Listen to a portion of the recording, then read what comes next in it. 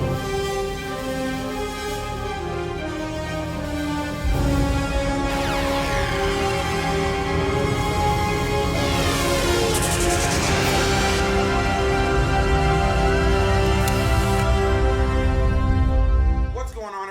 you so much for coming back to another video, and in today's video we're going to be talking about Saw 4. The fourth installment into this series was, without a doubt, when I go back and think about the entire series, is probably the most forgettable for me when I think back on the entire series. And that's not to say I don't remember it, that it's forgettable in general. It's just that it just doesn't stand out as much. Now, that's not to say there aren't some great kills in this film or some great traps in this film and some really tense moments, because this movie definitely has its standout elements. But I just found it as an overall to be one that doesn't really stand out compared to the first three, or even the fifth, the sixth, the seventh, even some of the worst films in this franchise that are not as good as this one. I found to be a little bit more memorable than this one. And this one, our main character is the character of Riggs, which I really enjoyed his character in the two previous films before this, but he's just a quick little side character. And I think the actor who plays him, Lyriq Bent, does a good job in this film. I do enjoy him as the character of Riggs, but when I look back as the protagonist of this series, he's just one that stands out as being kind of forgettable compared to the rest. And I think that he just wasn't really given a whole lot to do, and he was just kind of that random side character, and then he's just kind of killed off at the end of this movie. Yeah, I'll go ahead and say now, even though it's in the title, spoilers, because this movie's been out forever, and these movies are kind of hard to talk about without sounding the same, without talking at least about some spoilers. I'm not going to be talking about everything. This isn't going to be a full spoiler breakdown, but I'm just going to kind of give my thoughts as we go. Once again, you have Tobin Bell returning as Jigsaw via the flashbacks. This movie opens up and we see that Jigsaw is dead, as we saw him get killed at the end of the third film. And it's crazy to me that they actually do kill Jigsaw in this franchise in the third film.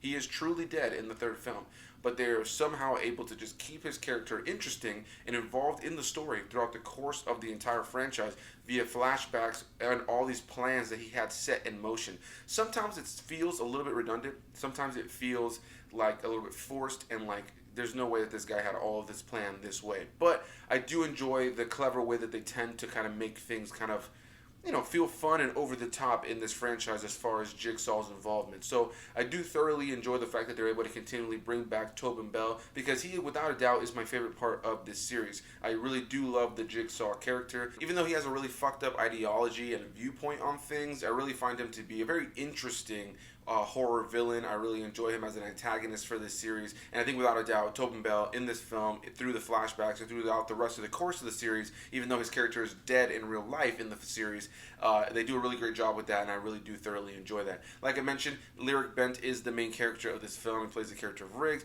and yeah, you know, he has to go on this adventure now, and his whole thing is that he doesn't know how to stop saving people. In this whole kind of thing, he has to kind of learn to let people save themselves, and that's his whole kind of lesson. He always feels like he has to save everybody, and that's kind of what Jigsaw is trying to teach him, or what his lesson is in this film. And so a lot of the times, and so a lot of these traps that he has to deal with, it's really about him not saving people that will really save them, and he tries to save them and he ends up getting them killed. And that's really the whole thing. It's really about him having to stand back. And at the end of the film, there's a character from the franchise that's from earlier films that does die, Donnie Wahlberg's character. He ends up dying because of the fact that Riggs just doesn't listen. He continually just does not listen to the signs and the different things that Jigsaw is literally putting directly in his face about not saving people, and that if he was just patient and he just sat back, these people would survive. And so yeah, that's really what his whole kind of lesson is throughout the course of the film. Again, really fucked up Jigsaw ideology here, but I do really enjoy Lyriq Bent as Riggs. I do enjoy his adventure throughout the course of the film,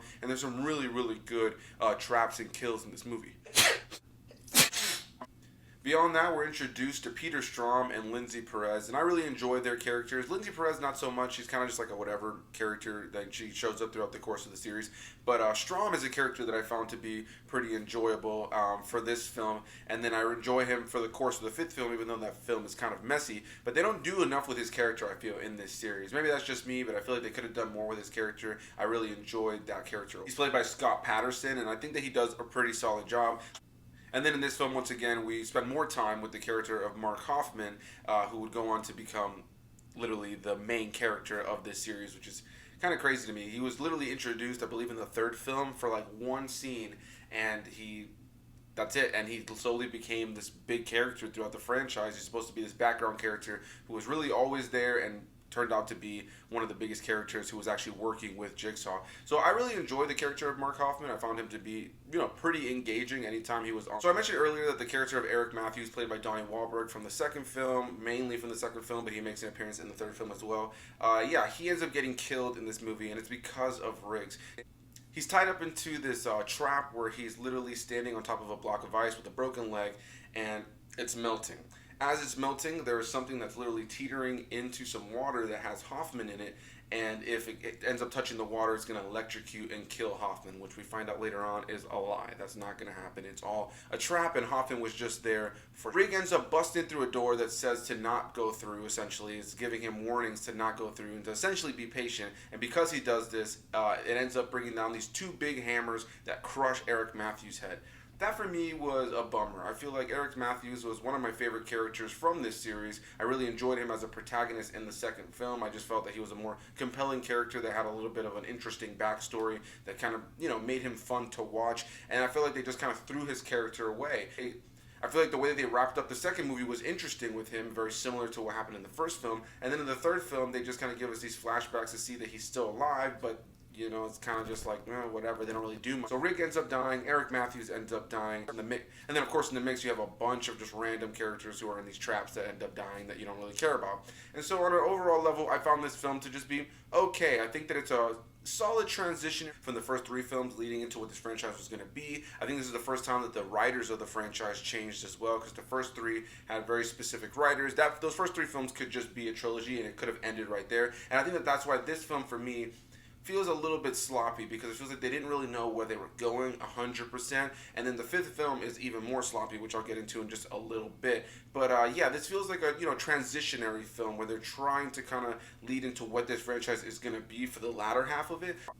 But yeah, on an overall, I enjoyed the film at times. I think that there are elements about the film that are, it's very well acted. There's great special effects, great, practical. That's really what you come to this franchise for, is the kills and all that jazz. But on top of that, there's always been a fun, interesting detective police story on the outside with a lot of tension and a lot of drama. I think that this film has that with some great, traps and the things that you come to Saw for.